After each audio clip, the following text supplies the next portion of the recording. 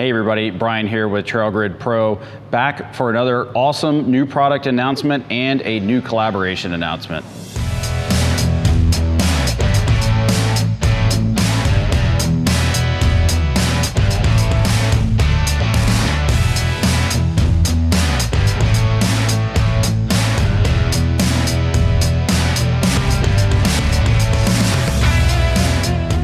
You guys have been following along with us for a while. You know we've had some awesome plug-and-play audio upgrades for your Toyota truck. Now we've teamed up with AudX to bring you this amazing 5-channel amplifier plug-and-play kit specifically built for your 2010 to 2024 Toyota 4Runner.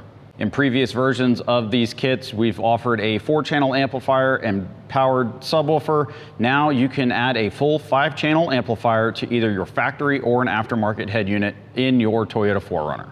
When you go to pick up this kit in the shop, all you need to do is answer a few simple questions that will give our production team the information that we need to build this kit specifically for your 4Runner. Like we always say, we're not building kits for a 4Runner, we're building a kit for your 4Runner.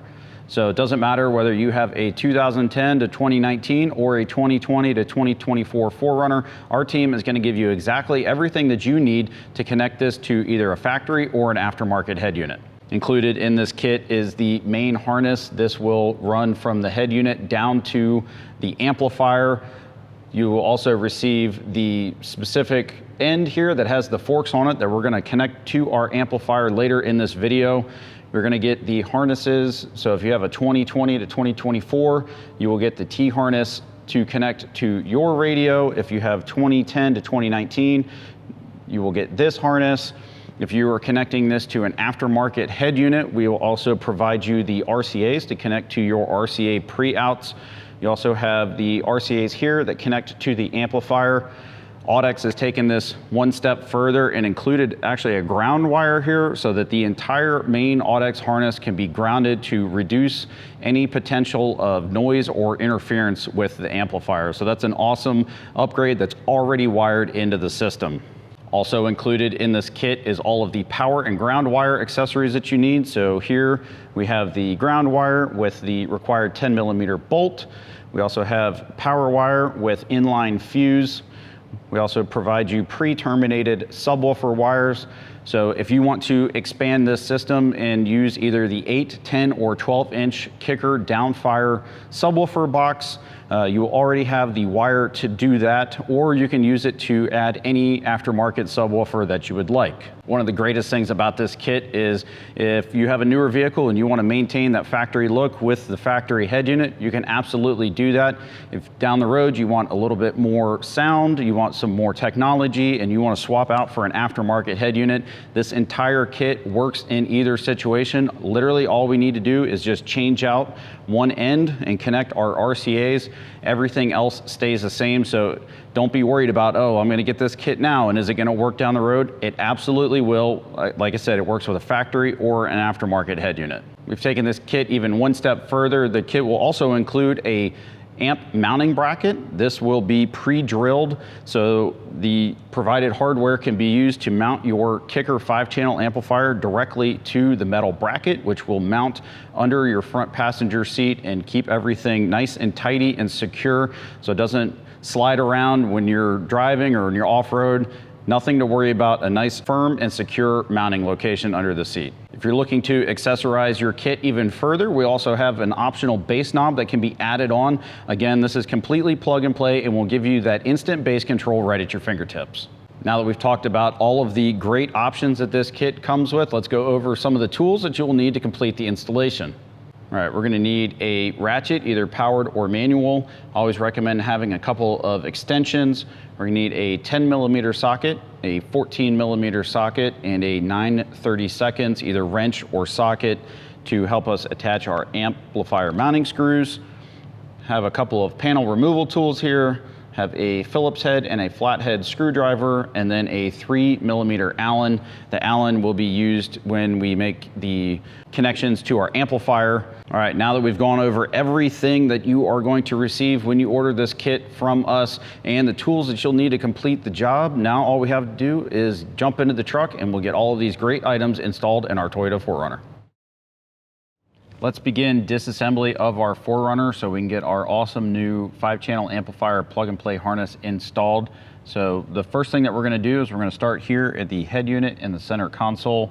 We're going to get all of this out of the way so that we have plenty of room to run our new harness. First thing that we're going to want to remove are the 2 side panels here.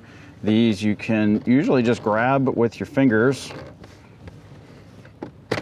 And we're just going to pull them off, and we'll set these out of the way.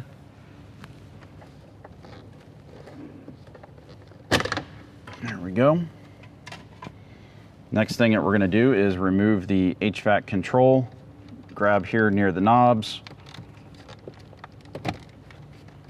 and pull straight out towards you. On the back side here, we're going to release the retainer, and then we're going to disconnect the 1 plug. We'll set that to the side. Next thing that we're going to do is under the radio, there are 4 10mm bolts that need to be removed to release the entire head unit assembly. We're going to grab our ratchet. Again, I usually use an extension with a 10mm, and we're going to go ahead and take out the 4 10mm bolts.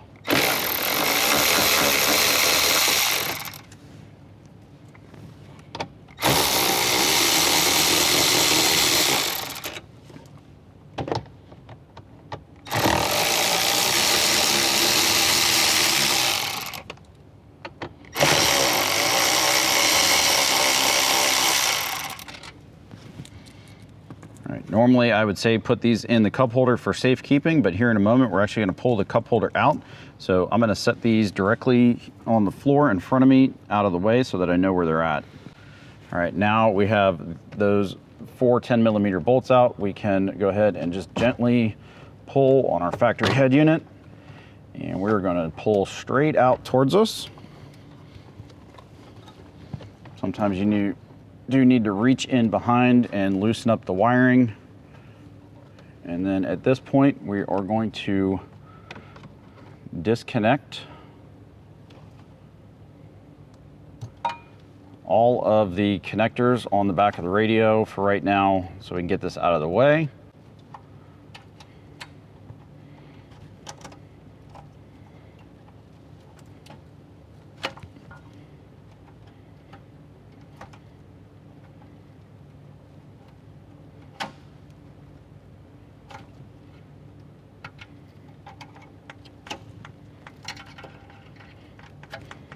All right, there you go. You will notice on most of the 4Runner head units that you do have this one little jumper harness. This just connects the navigation module to the main head unit, so that one can stay in place. So we're gonna set our factory head unit out of the way. If you have an aftermarket head unit installed, obviously the steps will be slightly different, but the main goal is to get the factory or your aftermarket head unit out so we give more accessibility to the center of the truck for running our harness. The next step that we're going to want to do is we're going to want to remove the cup holder assembly here. This truck has an aftermarket shift knob, but if you have the factory shift knob, we're going to want to spin that to the left to remove it. All right, at which point we're going to grab the cup holder assembly and we're going to pull straight up until it releases.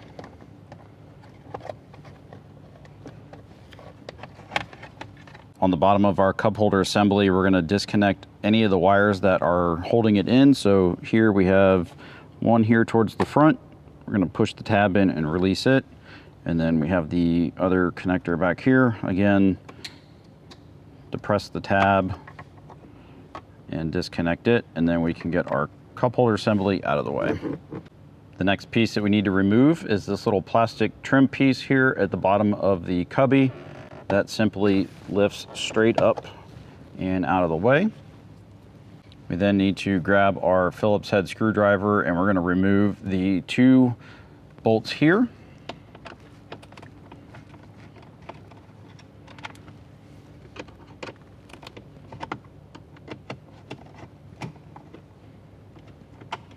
Again, we're going to set these in a safe spot.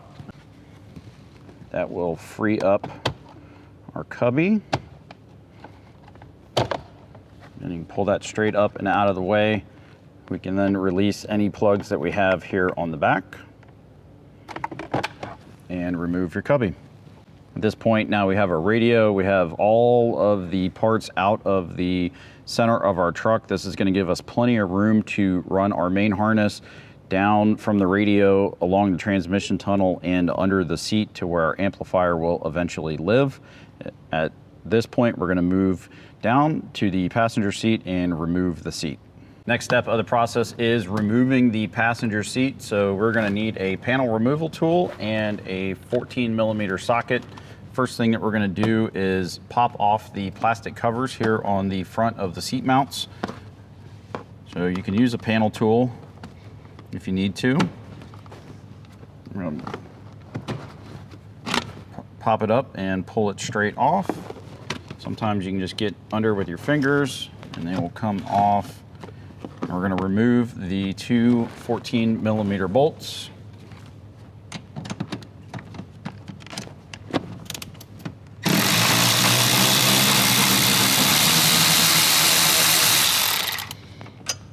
Set these to the side.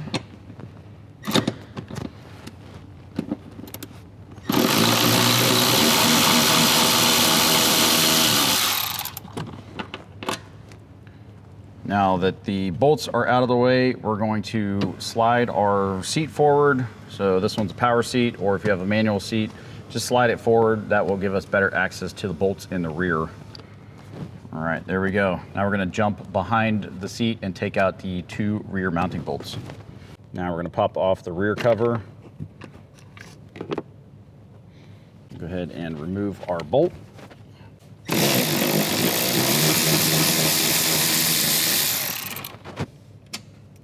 And repeat the same process for the last cover.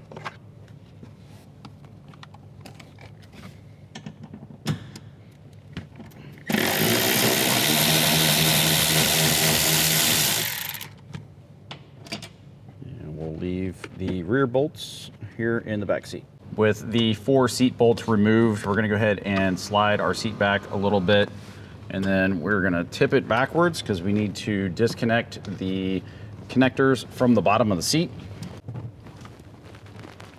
All right, we have a couple of plugs here. We're going to pull back and release the pin. Depress the tab. Slide the connector off, and then same thing, depress the tab. And these are all held on with one retainer here. So we're going to grab our panel removal tool.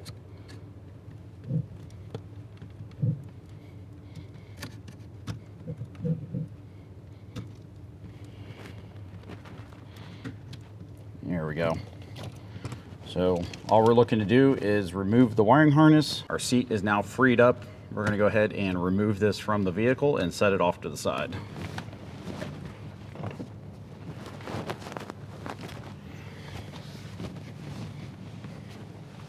Last bit of disassembly we need to do over here on the passenger floor is we're going to go ahead and remove the sill plate as well as the A-pillar kick panel. So we're going to start with the sill plate. Again, you can use a panel tool, or sometimes you can just get your fingers under the panel and just go ahead and pull straight up. And we're going to release all of the retainers.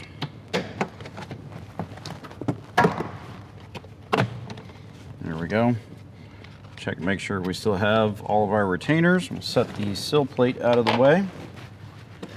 And to remove the kick panel here, there's a button fastener back there in the back. We're going to twist it to the left to release it.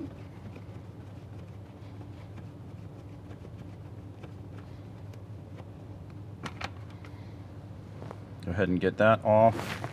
And then our panel will just pull straight off. There are little retainers. We're going to go ahead and make sure that we get that back out and put it back in the panel. So there it is. Slide that back in place for later.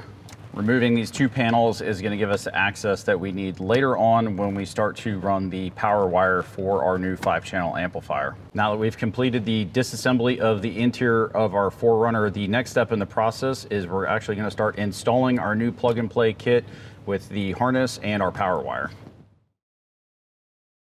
So what we're going to want to do is find our T-harness end that's going to go up towards the radio, and then the amplifier end, which has been nicely labeled for you, amplifier side. So what we're going to do is I'm going to start with our T-harness that's going to end up behind the radio, and we're going to work them up the middle of the dash.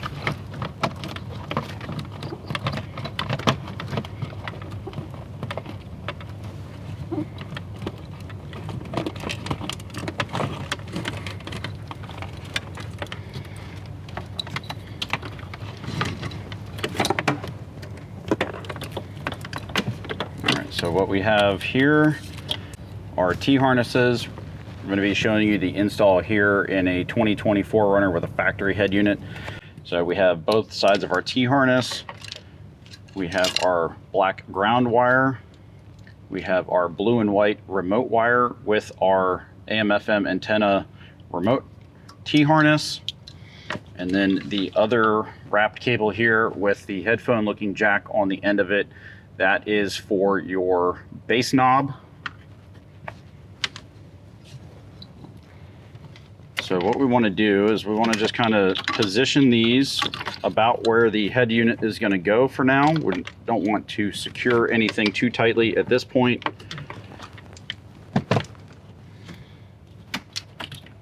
So I'm going to tuck these up here out of the way, and then we're going to grab the other end of our harness, and we're going to continue working it down the bottom of the dash and towards the transmission tunnel.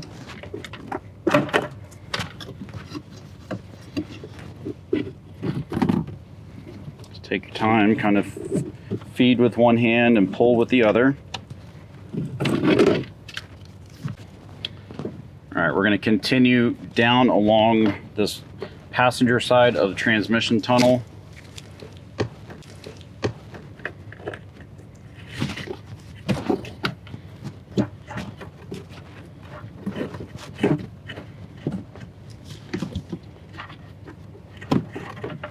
And then we're going to go from the center console. We're going to go right here, kind of right before the cubby. You can go straight down, and we're going to go through and under the carpet, and then we're going to work our harness out towards where I'm currently sitting. There's going to be an opening in the carpet, so we want to get all of our amplifier ends out that hole in the carpet. All right, so on the passenger side, there's this flap here over the bottom seat bracket here, so we're going to pull this back. Sometimes it's held on a little bit. You can just kind of pull it up with your hand. So where we're going to go is we're going to go straight down here. You're going to feel to go under the carpet, and you can stick your other hand through. I'm just going to kind of feed with our right hand here. I've got the harness with my left. We've got all of our connectors through, and then we can go ahead and pull the rest of our harness down and under the seat. I'm going to go ahead and just loosely place this on the floorboard, and then we'll address the connections later after we get our amplifier mounted to the bracket and start to get more things in place down here. But for the time being, we're just going to run our harness under the seat. Next step in our process is we're going to start running our power wire for our amplifier. In your kit, you'll get a couple of parts here. You're going to have a short power wire with a ring terminal. This is going to attach to the positive terminal on the battery. You also get a kicker provided inline fuse, and then you'll have the longer end of the power wire. The portion here with the black spider wrap on it will connect also into the fuse, and then we'll have enough wire to run down the fender, across the back of the firewall, through the passenger side firewall grommet. We're going to drop down to the floor and eventually end up in the area under the seat where we ran our amplifier harness. So the first thing that we need to do is we're going to grab our fuse, go ahead and squeeze the sides and pop the cover off. There's also two little rubber grommets here. You can choose to use these or not, but what we want to do is we're going to grab our 3mm Allen. We're going to loosen up the 2 set screws in the top of the fuse. Get these set screws all the way up, but we don't want to loosen them to the point where they fall out. We're going to take our short power wire. We're going to insert the wire ferrule in one end of that fuse, and then we're going to start tightening it down.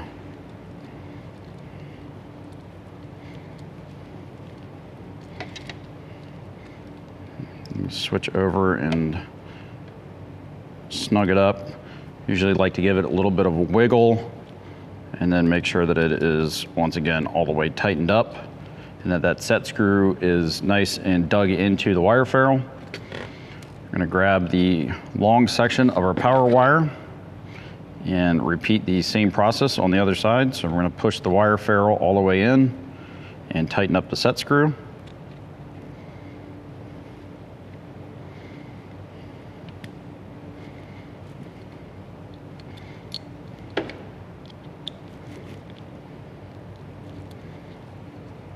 Again, give it a wiggle.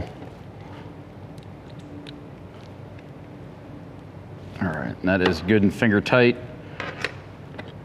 All right, at this point we can take our cover and we're going to put it back on the inline fuse.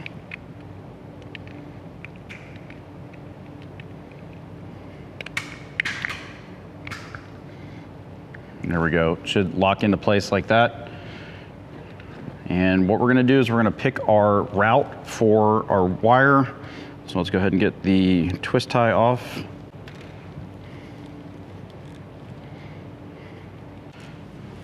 And we'll go ahead and uncoil this. All right, so our power wire, obviously we want to connect it here to the positive terminal. Eventually we're going to do that as the absolute last step. We are going to kind of mock it up and figure out which way we want to go. So I think we'll come around like that.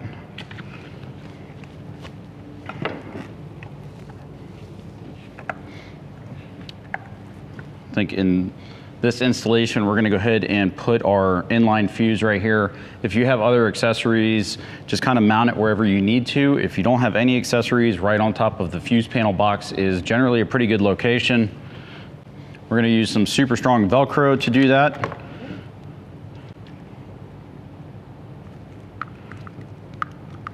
So we'll go ahead and push that on.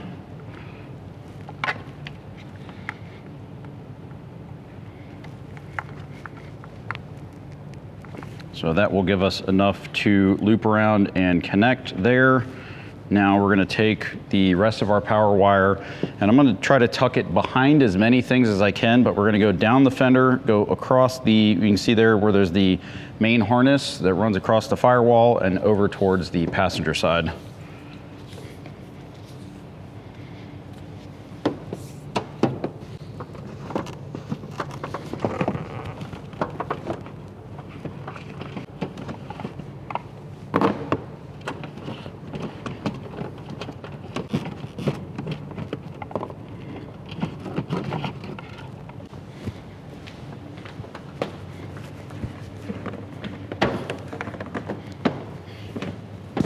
Now we have our wire kind of loosely run. Now's a good time to get out some of the zip ties that are provided. And we're going to go ahead and start tightening this up just a little bit. We're not going to tighten it up all the way until we're completely satisfied with our power wire location in the engine bay.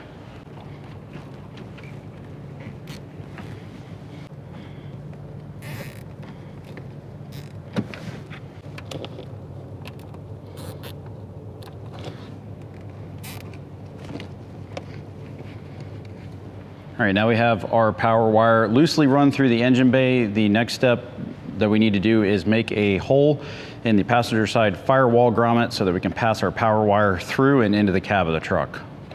So to do that, I usually use one of these little extendable knives. We're going to use that to make an X cut into the firewall grommet, and then we can be able to pass that power wire through. All right, so we're looking for the grommet here. I'm going to pick a spot kind of off to the side of where the main wiring harness goes through, And then I'm gonna just use my blade here, and I'm gonna cut an X pattern. So just kind of start the blade in.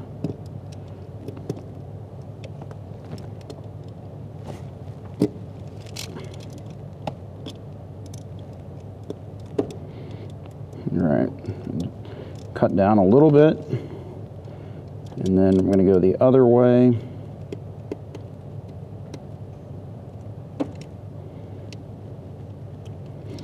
And then once we have that initial X, we're going to extend the knife out, and we're going to cut through, because there's actually 2 layers of the grommet.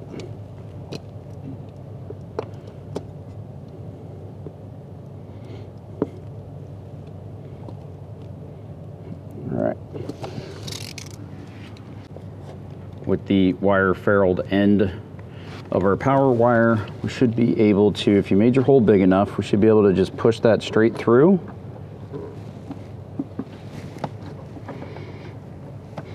There it goes, it goes through. If you're having trouble getting it through, we recommend spraying some like glass cleaner or some sort of light lubricant on there. It might just help it slide through the firewall grommet. But we can go ahead and push some of this through. And then when we move to the inside of the truck, we should see it pop out below the dash. Let's go ahead and jump inside and see if we can grab our power wire now that it's through the grommet. Now inside the vehicle, we can see that our power wire is through and down to the footwell. So what we can do is pull all the slack out. Feels like it's getting caught up on something. May need to go back to the engine bay, just make sure there's no kinks or loops in the wire. Or it gets stuck on the airbox. All right, let's check the engine bay one more time. All right, perfect. So now we can tuck our power wire. We're gonna start moving it towards where the sill plate was. Now we're gonna take our power wire and we're gonna continue running it down next to this main wiring harness in the door sill. So I'm just gonna go right under these little plastic hold downs. And we're gonna go through the first 3.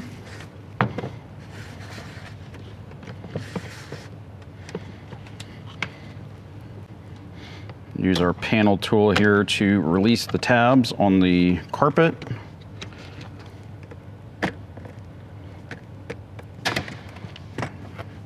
And then we're going to take our power wire and go towards the middle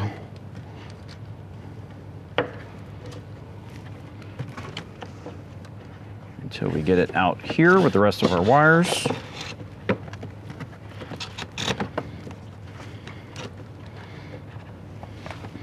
All right. So now we have our amp harness, we have our power wire run. Next thing we're gonna grab is our black ground wire and the 10mm bolt. So we have our ground wire, we have the provided 10mm bolt. So you notice the ground wire is much shorter than the power wire. That's because we're gonna ground it right here to the floor pan under the seat, not go all the way back up to the battery. So if you look right here, there's a seat support for the front seat. There's a main wiring harness, and then right below it, you'll see a pre-threaded hole in the back side of the seat support. That's where we're gonna use our 10mm bolt to ground the ground wire. So we're gonna put it through the ring terminal, and then we're gonna thread it. We're gonna start it by hand into the pre-threaded hole.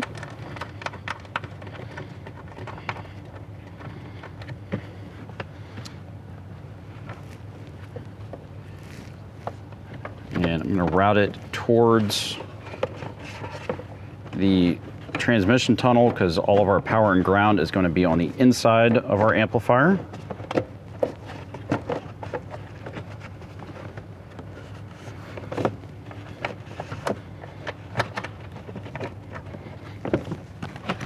Once we have our ground wire ran, we can grab our 10mm socket and tighten the bolt down.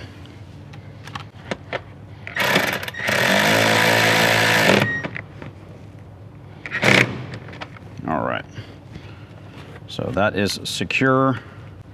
And we have our wires run. Go ahead and get these out of the way for the moment, because the next thing we want to grab is our kicker 5-channel amplifier and our amp mounting bracket. Now we're going to grab our kicker CXA 660.5 5-channel amplifier and our amp mounting bracket, along with the baggie that says amplifier mounting screws. You'll notice the amp bracket itself is already pre-drilled for this 660.5 amplifier.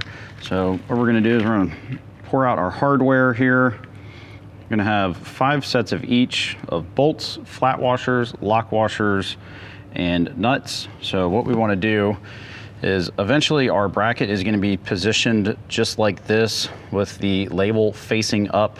You can see the 3 little cutouts here. These are for wire management. Those are going to be facing the front of the vehicle. So you can see it sits nicely right here behind the floor vents. This was always a question that we got about mounting amplifiers under the seats, is do I have to take the floor vents out? Will it make them inoperable or obsolete? The answer is no. So our amplifier is going to sit right on this. You're still going to have clearance there. So what we want to do is we're going to take our bolt. We're going to start with one. We're going to go from the bottom. We're going to go up through the bracket. We're going to go through one of the mounting feet on the amplifier. We're then going to take a flat washer and put it on our bolt. We're going to take a split washer and put it on our bolt. And then we're going to take one of the hex nuts and we can start to spin that on loosely. And then we're going to repeat the same thing for each corner. We want to make sure that we got all of our mounting locations lined up before we tighten our amplifier down. So I've got that one through. Again, split washer. Again, a flat washer, a split washer, and then our hex nut.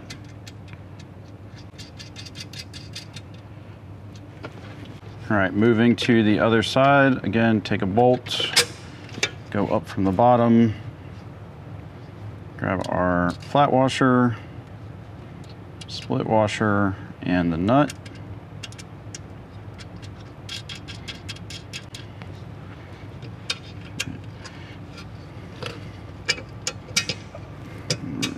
Finish out the last one.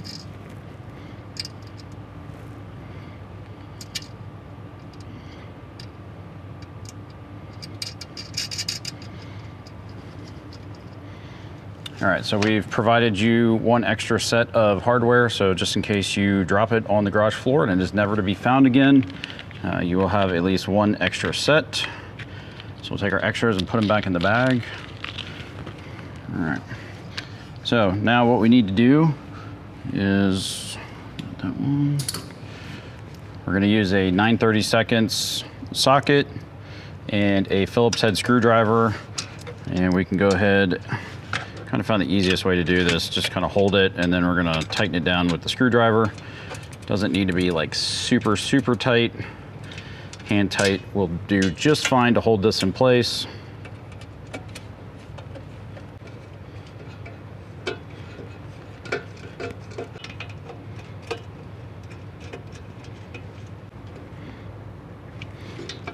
All right, now our amplifier is firmly mounted to our amp mounting bracket.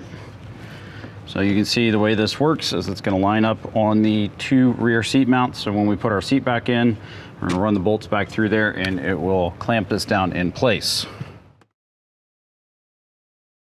Next thing we're going to do is we're going to start making our connections to the amplifier. So a couple of plugs here that we need to make connections to.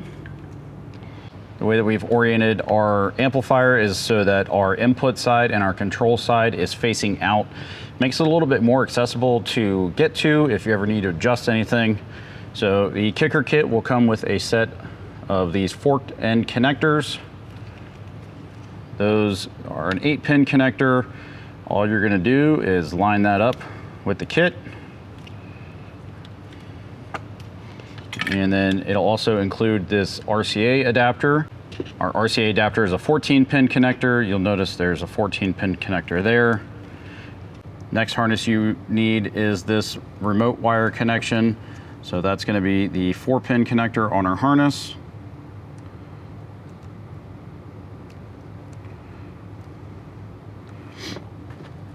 So this will give us our bass control plug-in and also the remote wire that we need. So now we can start making some connections to the amplifier. So our RCAs are going to be our input side of our amplifier. Our forks are going to be our output side of the amplifier. So we're going to start kind of positioning our harness so that everything reaches nicely and is also nice and tucked away.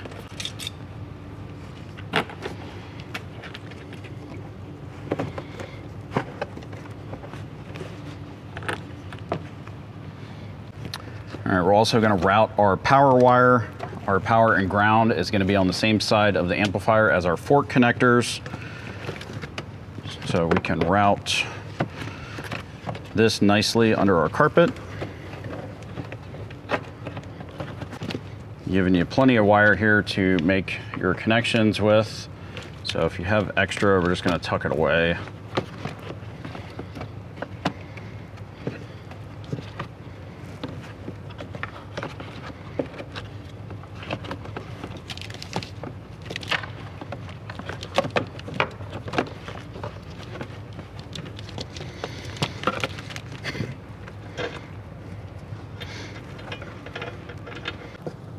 First thing I'm going to do, pick up the amplifier.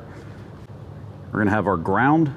So our black ground wire is going to go. In the middle here is the remote wire.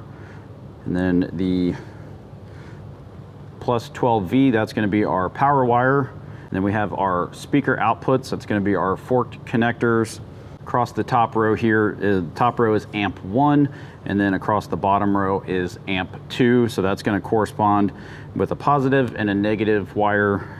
Amp 1 is going to be our front left and front right. Amp 2 is going to be our rear left and rear right. And then split, one on the top, one on the bottom, is going to be our subwoofer positive and negative. So what I like to do is I'm going to start here on the bottom. I'm going to connect my forks on the bottom. We're going to move to the top. We'll get our power, remote, and ground. So as we grab our forked harness here, you can see these are all actually labeled. So again, earlier in the video, I said white, gray, green, and purple. So we want to get our green and our purple wires. And then you can see AudX also labeled these corresponding. So you have your solid color with the red connector. That is your positive wire in the pair. And then you have your light color with the black stripe that also has the black connector. That is your negative of that pair. So for purples, you have a positive and a negative. Greens, you have a positive and a negative. So if we look, you have positive and then negative. So we're gonna grab our Phillips head screwdriver. We're gonna go ahead and loosen all of the screws here on our bottom row.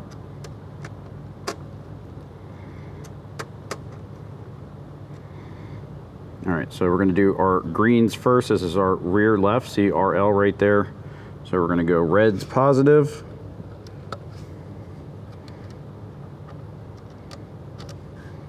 And the black is the negative. And then we can tighten these down. Just needs to be finger tight. Don't need to go crazy. We're gonna do our purples.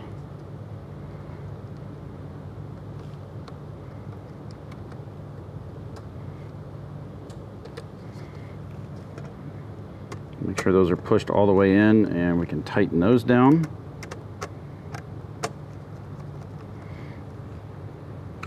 We're going to grab our front channels and start with the grays.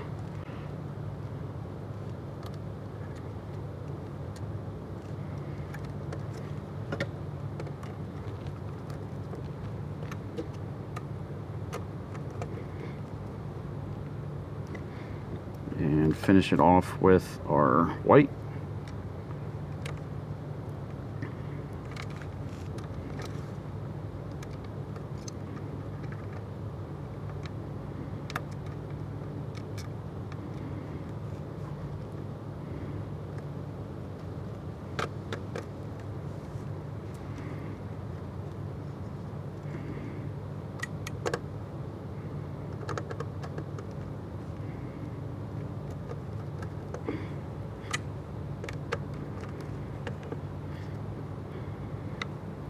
All right, so there we go. We got white, gray, green, and purple. We got all of our speaker wires connected.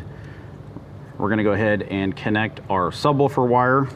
So also in your kit, we've provided this yellow and black pair of wires. This is gonna be your sub positive and negative. This will eventually, we will run this towards the back of the truck where we're gonna put our either 8, 10, or 12-inch Down-Fire subwoofer box.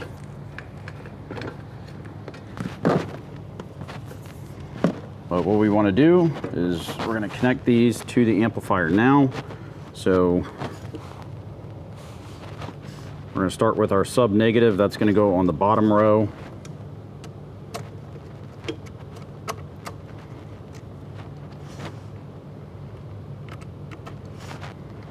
That's going to be our black wire.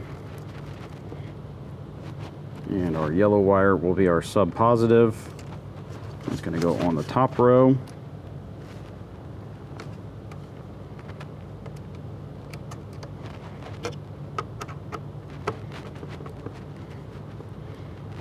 All right, there we are. Now we can move on to our power, ground, and remote. So first thing we're going to do is we're going to grab our power wire and our 3mm Allen. Again, loosen the set screws. And take our power wire and go in where it says 12 volt. And tighten down the set screw.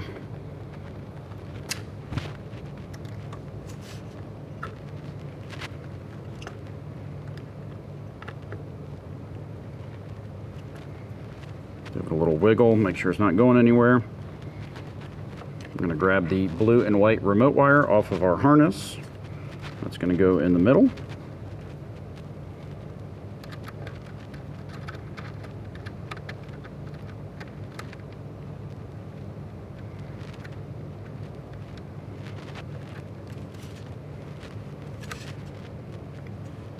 And lastly, our ground.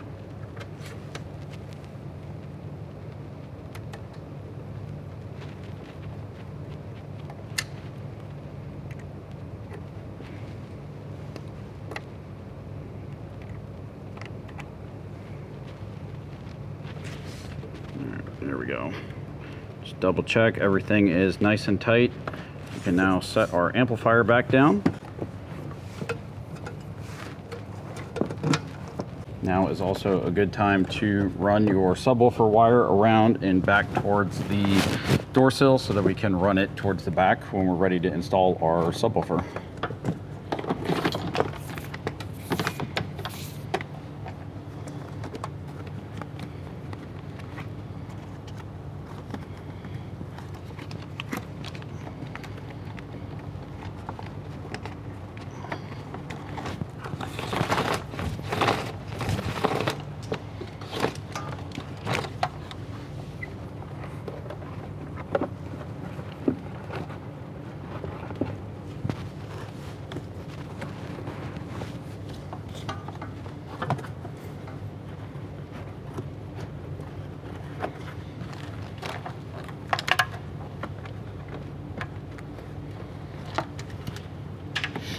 We can now make our connections on the input side of the amplifier.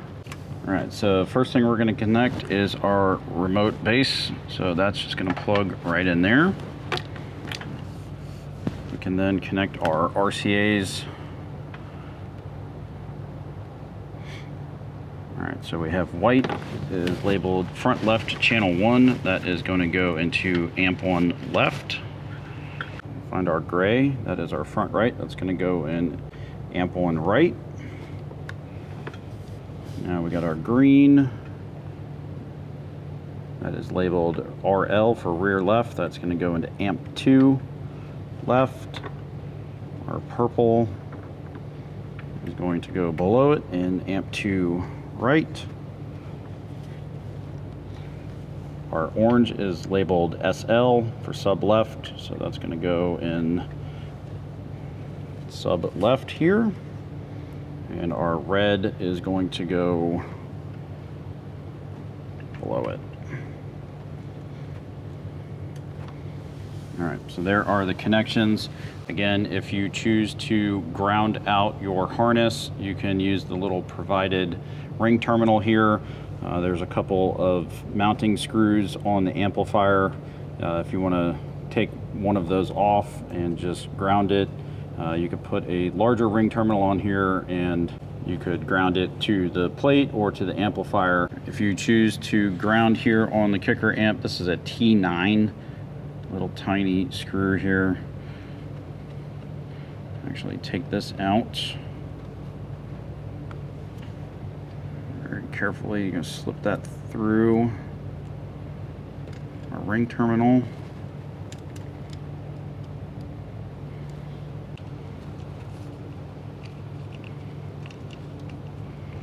And tighten that back down, and now our harness is grounded directly to the amplifier. So that is all of the connections that we need right now. So now we can just tidy up some of our wires.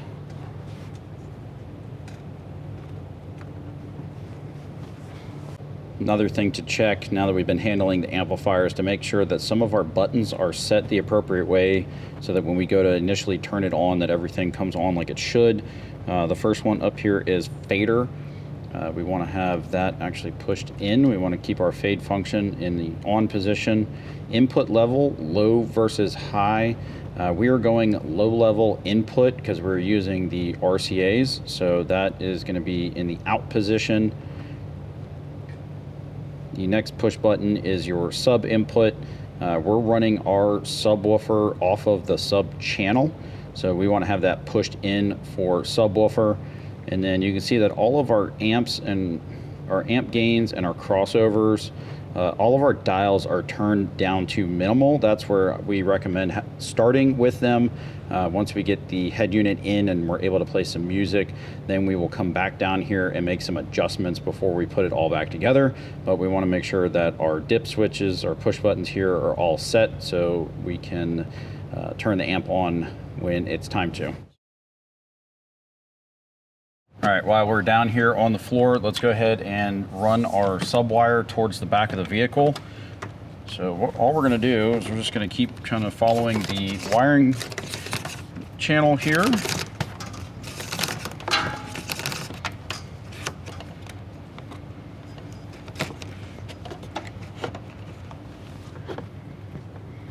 And when we get to the B pillar, grab our panel tool, and really all we're going to do is we're just going to push the wire under the plastic.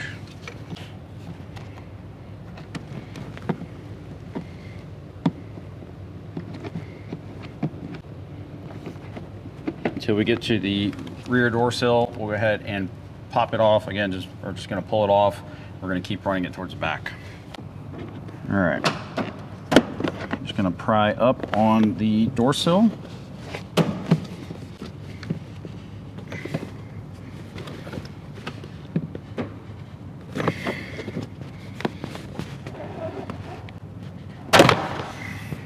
Continue to follow the wire harness.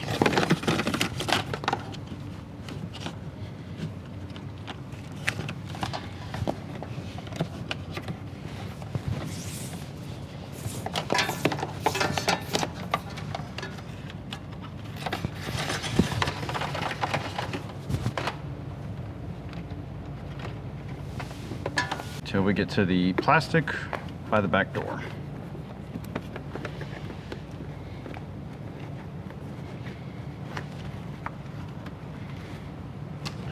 We have our sub wire tucked through there. We can go ahead and put our sill plate back on. Just line it up. Knock it home. All right, now this is arguably the most difficult part of the installation, is hooking up our new Kicker 8, 10, or 12-inch down-fired subwoofer. We ran our speaker wire to the back cargo area of our 4Runner. So we are going to connect the black to the black terminal on the sub box. So we're going to push that in, insert the wire, and release. The yellow wire is our positive. We're going to connect that to the red terminal. We're going to push it in, and then release, just making sure that the metal ports are making contact with the bare wire end.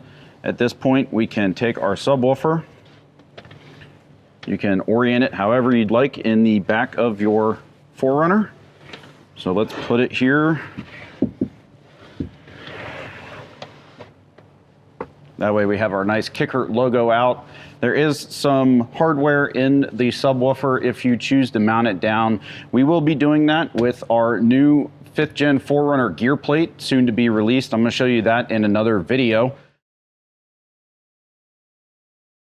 Before we start making any of the connections to the head unit, we're going to go ahead and show you one way to install the AudX bass control knob. We've come up with these 3D printed switch blanks that are going to allow you to mount this into the switch blank, and we're going to actually mount ours to the right of the steering column here. If you have extra ones over here to the left, you can also mount them there. It's really up to personal preference and how you want to run the bass control knob wire. So to get the bass control knob to fit into our switch blank, we need to do a little bit of disassembly. So the first thing we're going to do is we're going to pop the dial off of the actual bass control knob.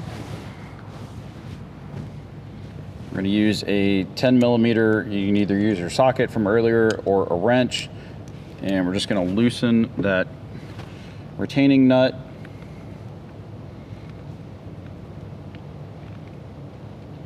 We're going to go ahead and spin it off. We're going to save that. And now what we need to do is we actually need to separate the back of the bass control knob from the little housing.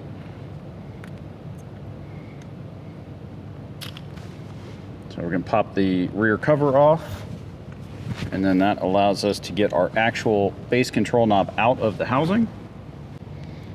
So we're going to place our bass control knob into the switch blank. You'll see that there's a depression here that's going to make a little bit of extra clearance for the front of the circuit board there.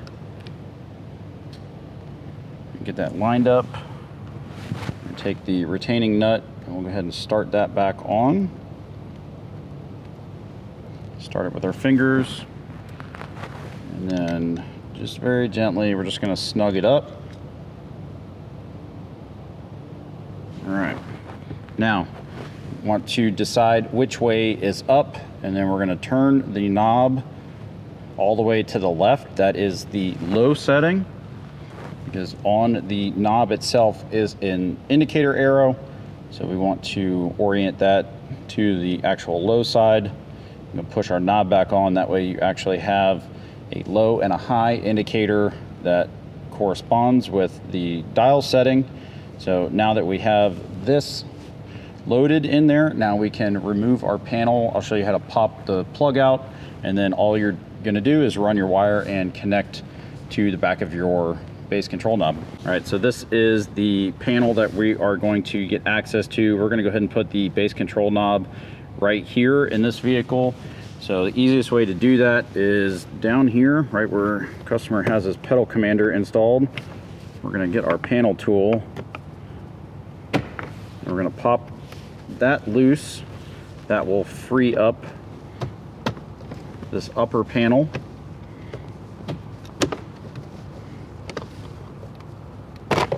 It's just held in with some push clips. Go ahead, and for the time being, we're going to unplug our panel. Now on our harness, you'll see it says bass control. We're going to run this behind the dash.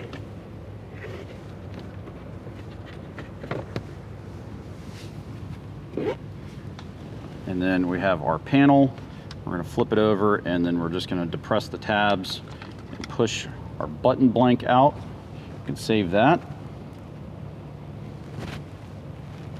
We take our bass control knob.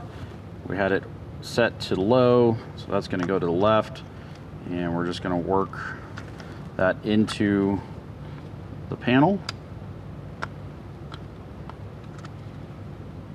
until that is fully seated.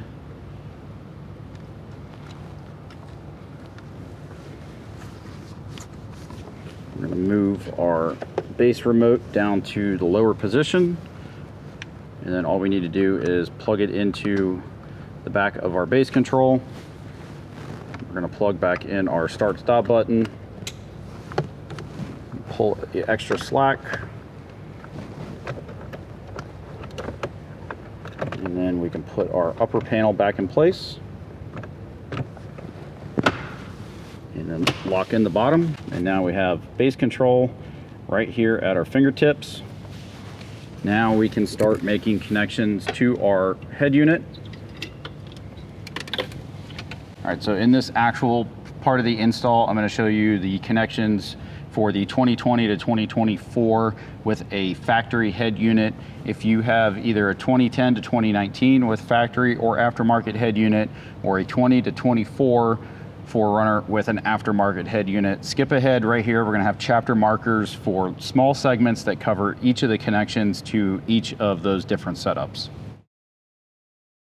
All right, continuing on this with our 2020 to 2024 with a factory head unit. I'm going to set a microfiber towel over the shift column here just so that it will protect the head unit a little bit as we make our connections. So first thing we're going to do with our amplifier harness is here is the black connector. That is the factory connector coming from the dash. That's what we want to connect to the female connector from our T-harness. That is the return of the signal coming back from the amplifier through our AudX harness and then going out to the factory speaker wiring for the dash, door, rear door, and hatch speakers. We're going to use our AudX AM/FM remote wire and T-harness. So we're going to find our AM/FM connector from our truck. That's going to be the male connector, is going to go to the female end from our harness. So that gives us our remote. We also have our ground wire. We've already attached the other end of this to our amplifier, so we're going to also ground it out on the side of the head unit. All right, so all we're going to do is we're going to pick one of these screw locations here. This is going to attach the metal bracket to the radio. We're just going to remove one of these. We're going to grab our ground wire extension with the ring terminal on it. And then we're going to reinstall the screw. I'm going to orient it towards the back of the radio.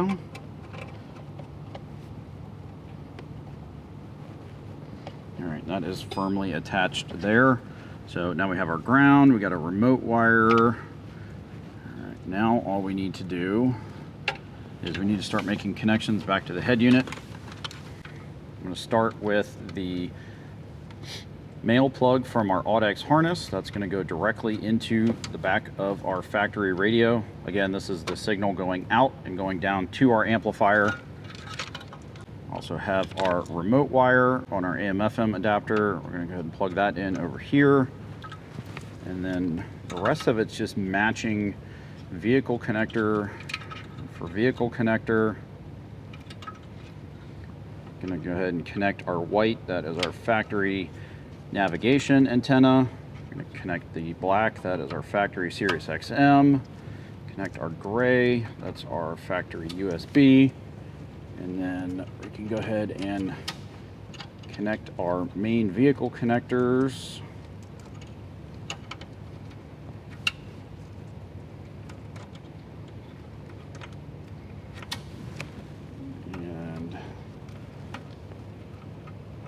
Last one here is the skinny black one. That is going to be into our navigation module. All right, and our blue connector there. So just a quick double check of the back of the radio. Everything is filled, so that means all of our connections are made. So at this point, we want to make sure that we also connect our hazard switch.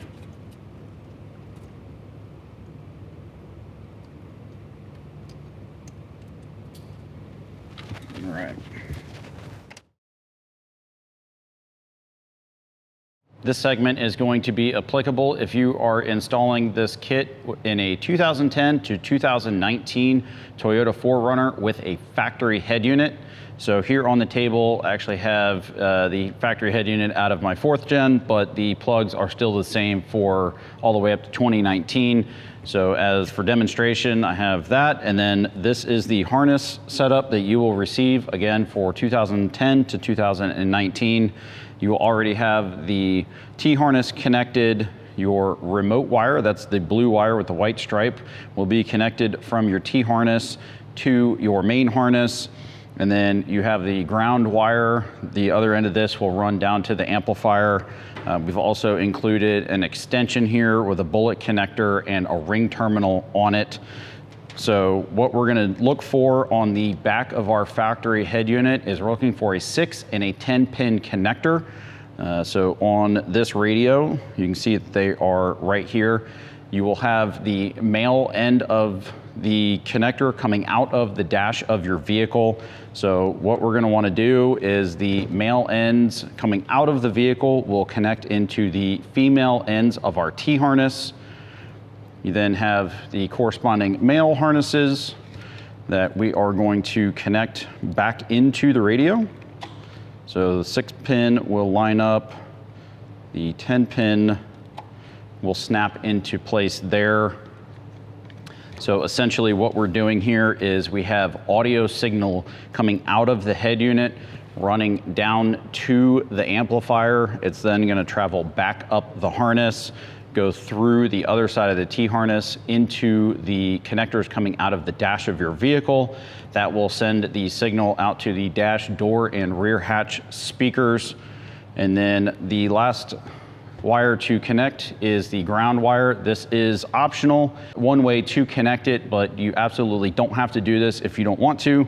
But on the side of the factory head units, even in the 5th gen 4Runner, you have some of these metal screws that hold in the metal bracket.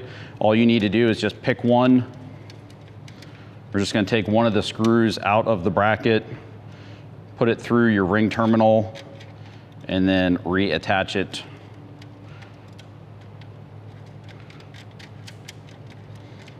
Again, you will have, a sub bracket here that this will also attach to. So you have a good metal to metal to metal contact between the head unit and the amplifier. So that's all of the connections. Again, this is 2010 to 2019 with a factory head unit. In this segment, we're going to cover how to connect your main harness to your aftermarket head unit in your 2010 to 2019 Toyota 4Runner. For demonstration purposes, we're going to use one of our Alpine ILX 507 plug-and-play bundles. So as we turn it around here, you can see we have all of our harnessing and our main harness for our radio. When you receive your main harness for your amplifier kit, you'll notice that on one side, on the male side of the T-harness, that these 3 connectors aren't connected to anything. That is completely fine because in the aftermarket application, we're going to use the RCA to connect to the radio. Also coming off the male side, you'll have the blue wire with a white stripe that will already be connected from the T-harness to the main harness. That is our remote turn-on wire. That is the wire that is responsible for when the head unit turns on, it sends signal down the remote wire to the amplifier, letting it know that it also needs to be turned on. So that will be connected. And then on the other side of your harness, you will have 3 sets of these RCA connections. So you have a front, rear, and subwoofer pair. Also have a black ground wire extension. This can be used, it's not required, but you can use it if you want to ground your harness somewhere behind the radio, and then the other side will ground to the amplifier so that way that you can reduce any potential for noise or interference in the harness. Again, if you decide to install this, all we need to do is find a nice metal to metal contact for the ground. And then if you decide that you don't want to, it has bullet connectors, you can simply disconnect it and remove it from the harness. So as we look at the back of our aftermarket head unit, you'll see that we have our main vehicle connectors here on our Maestro harness. Again, what we're looking for is we're looking for the 6 and 10 pin connectors Normally, these would just be connected into the male connectors coming out of the dash of your vehicle. So what you're gonna wanna do, if you already had this installed in your vehicle, you're gonna wanna remove the 6 and the 10 pin connectors. The connectors from the dash will plug into the female end of the T-harness. The corresponding male end of the T-harness will then plug into your aftermarket radio harness. Now you have a couple options. You can either leave the remote wire in the T-harness as it comes, or if you'd like, on our harnesses, we include the bullet connectors already pre-terminated. You can connect the blue wire with a white stripe from your amplifier harness to the blue wire with a white stripe from your radio harness. Next connections that we want to find are our RCA outputs from our head unit. So here on the Alpine, they're nicely labeled front, rear, and sub. Some other applications may be labeled differently. The RCAs may be directly in the back of the head unit. You should have some sort of labeling that says which ones are front, which ones are rear, and which ones are for your subwoofer. So all we're gonna do is, these are also labeled front, rear, and sub on our amplifier harness. We're gonna find front, and in this case, we're gonna go white to white and gray to red. We're gonna find our next pairs rear, which is the greens and the purples. We're gonna go green to white in this case, and purple to red.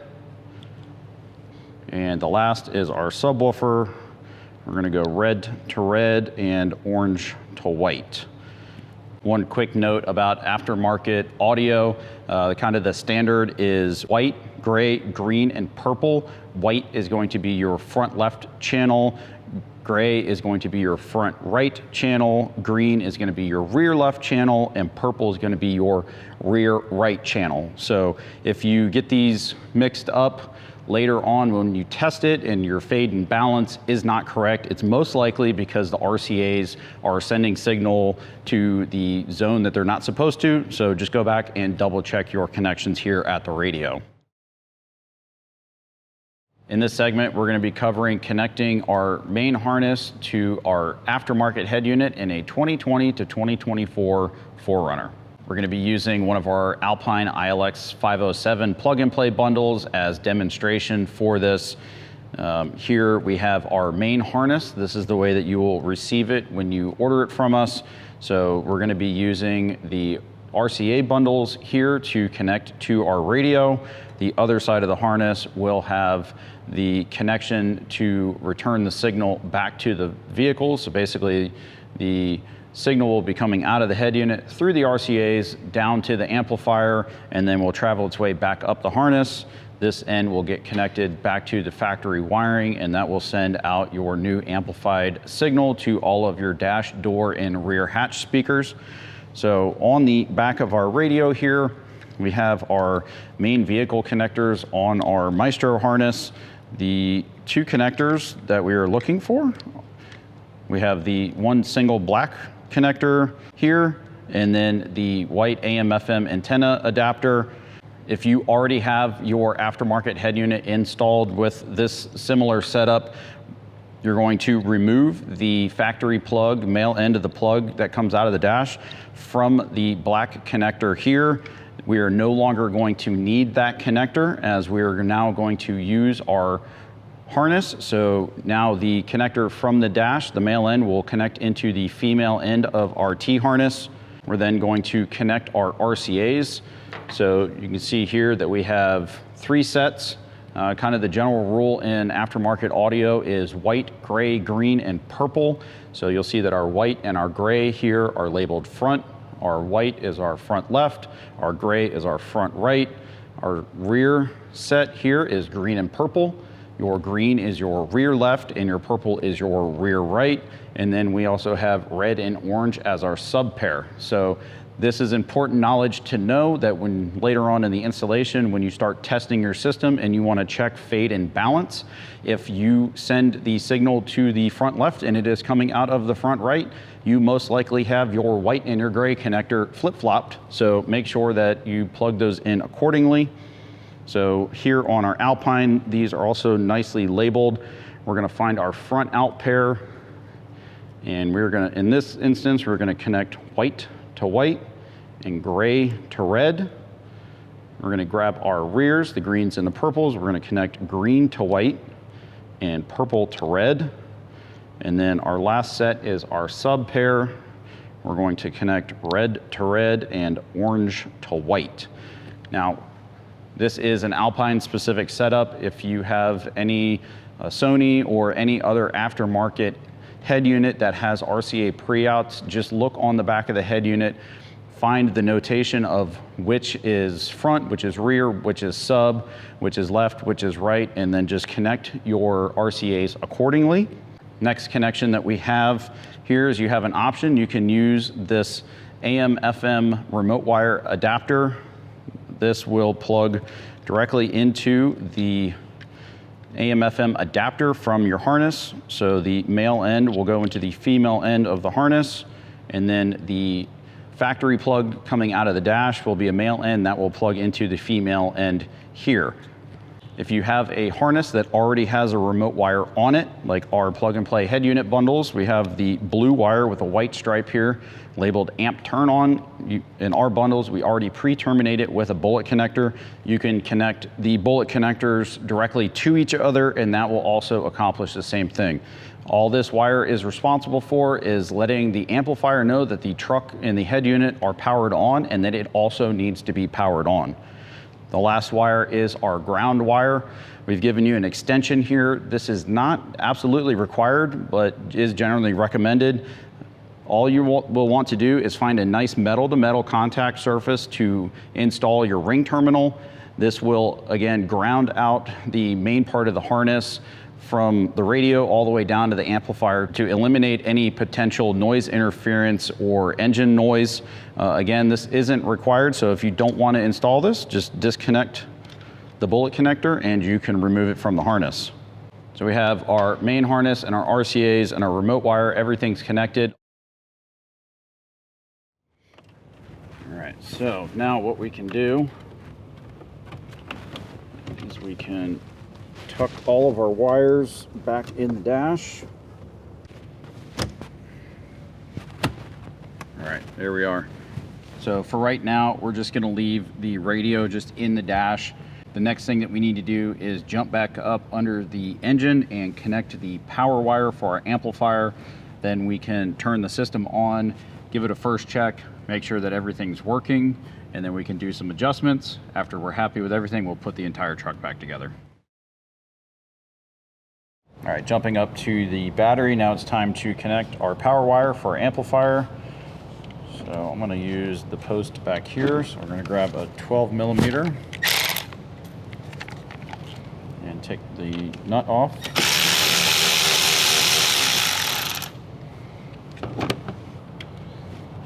All right, now sometimes when you go to install this, there will be a spark. That is okay, it did not hurt anything. There it was. And now we're going to put the nut back in place. And we can tighten it down. There we are. Now we can go back in the vehicle and give our system a test. Before we test our radio, we need to go ahead and put our cubby back in so that we have our factory USB so that we can plug our phone into it and fire up our wired CarPlay. So let's get the two connections here. I'm gonna plug our factory USB back in. Make sure you get your connection for the HVAC up and out of the way. Also going to connect our outlet. Go ahead and push that back into place for right now. All right, so we have trucks on, we have our phone connected. We want to go to the audio menu.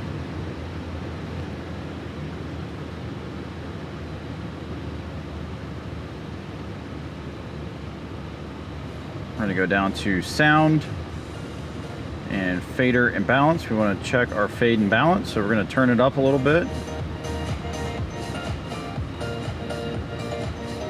All right, it is playing out of the front left channel. That's our dash and our front door.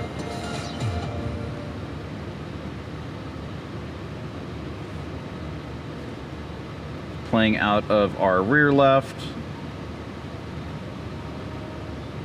It is now out of the rear right. And our front right. So let's go ahead and center this right back in the middle. We're gonna go back, and we also wanna check our treble, mid, and bass. All of our adjustments are right in the middle. That's important when we go to start tuning the amplifier. We want all of the adjustments flat. We're gonna start making our adjustments at the amplifier, and then you can come back up to your head unit and make any final EQ adjustments.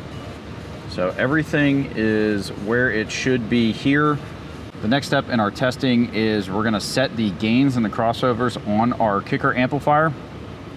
So the easy way that we explain this to people is that we want to get the most amount of power out of our head unit. So we want to start with our volume turned up about 75% of max volume. Then we're going to go down to our amplifier. We're going to start adjusting the front gain, the rear gain, and the sub gain to get those where we want them for overall volume of sound.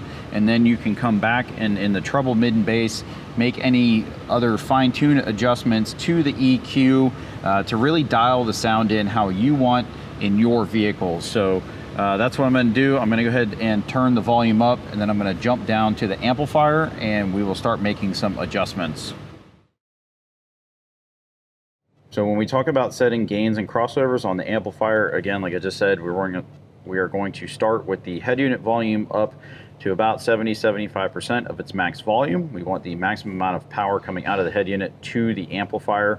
Now here on our kicker 660.5, the amp 1, that is going to be your front channel, so that's going to be your front left and front right.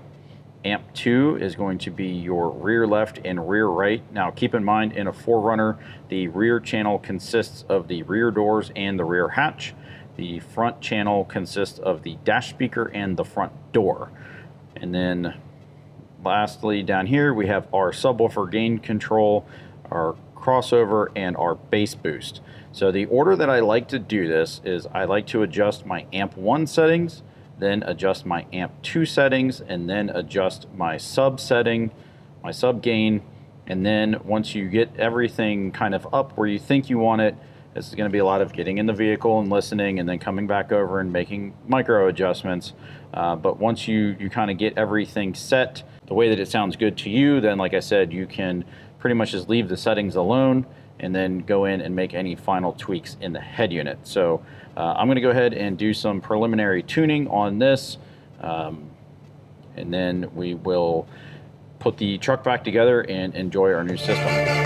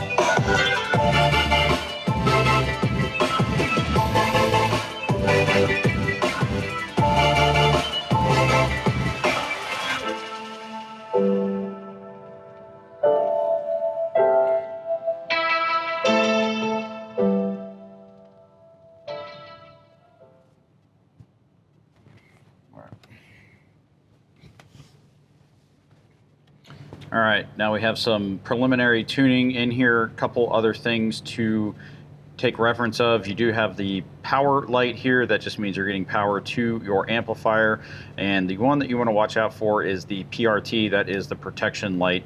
So if you are overdriving or there is an issue with your amplifier, you will see that PRT light come on. It will usually be quickly followed by the amp shutting itself off. These things are smart enough to know that they're about to hurt themselves, and you will see that PRT light come on. At that point, just go through the system, check everything over before you go trying to turn the system on again. All right, everybody, now we have everything fully installed and tested. I'm super, super happy with the audio improvement already with just adding this 5-channel amplifier. So now we can go ahead and put our truck back together and hit the road. So let's go ahead and put together the passenger floor and the seat area. We're gonna go tidy some stuff up under the hood, and then we'll get the rest of our center console put back together. So first thing I'm gonna do is reinstall the kick plate and the door sill, and then we'll grab the seat. So let's collect up our tools and get those out of the way.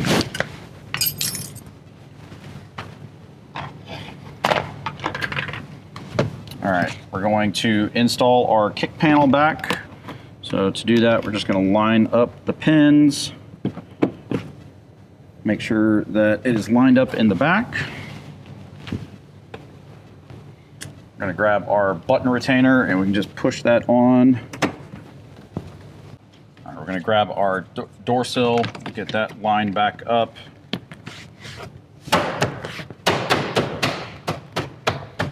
Get that back into place. Get our amplifier kind of lined up. Now let's go ahead and grab our seat.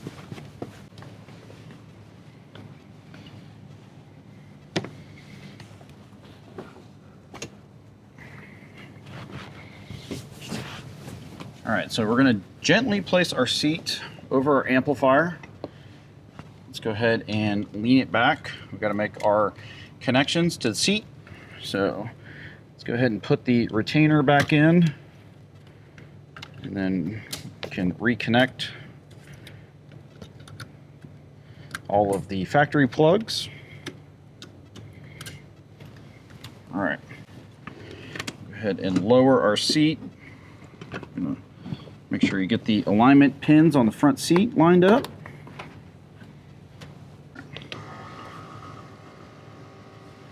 All right, now when we reinstall these, we're going to loosely install the bolts into the front of the seat. We want to be able to pick it up slightly so that we can get our amp bracket lined up in the rear. So we're going to start these with our fingers. Now let's jump into the back. We'll get those started, making sure we get our amp bracket lined up, and then we'll get it tightened down. All right, moving to the back of the seat, we're going to go ahead and push it up just a little bit so that we can get our amp bracket lined up with our mounting holes. Then we're going to lower the seat over top of the bracket. I'm going to grab our seat bolts, and we're going to start these with our fingers.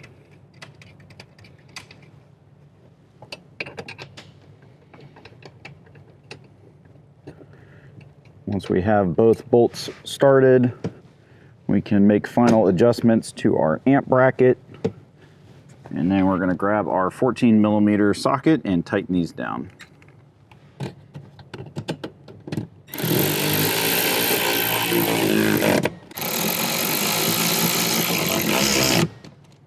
Now with our seat bolts tightened back up, we can grab our plastic covers and replace those.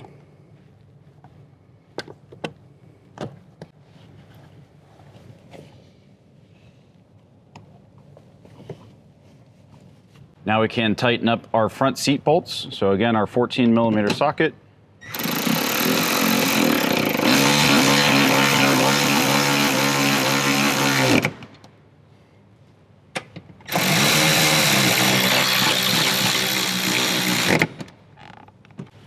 And we can replace our plastic covers. Just gonna push these back into place. There we are. All right, now we have our front seat reinstalled. We can move to the center console and get the center of the truck all buttoned back up. First thing I'm gonna do is grab the 2 Phillips head screws that we need to replace in the cubby. So you can either use a Phillips head or your 10mm. So go ahead and start these.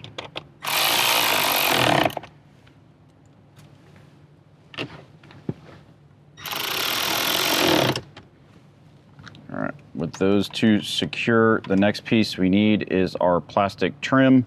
That is going to go down here at the bottom. The two tabs here are going to go straight into the slots. And we can push that down into place. Can then grab our cup holder assembly. Make sure that you reconnect any connections that you took off to remove the part.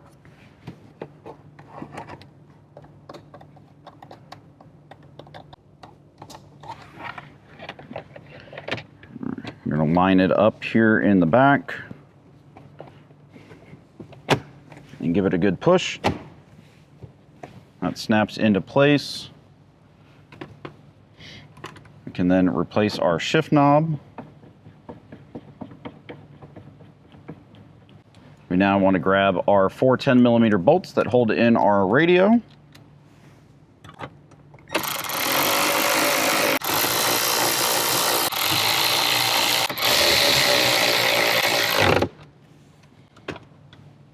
Next up is our HVAC control. We have one connection to make here. We're going to replace the wire fastener. And we can line that up and push it into place. Now we're going to grab our side panels.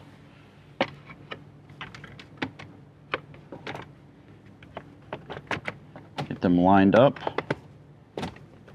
and pushed into place.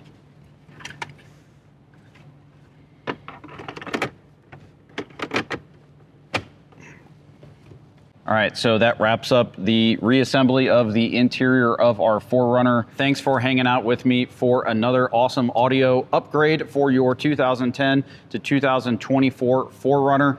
If you have a non-amplified factory vehicle, this is going to be a game changer for you. A whole new level of loudness, a whole new level of clarity, and whether you want to do this all at one time with head unit, speakers, amps, subwoofers, and sound deadening, or you want to do it in pieces, we've got a bunch of plug-and-play options for whatever suits your need. It's all available in the shop at trailgridpro.com. And like always, have a blast out there.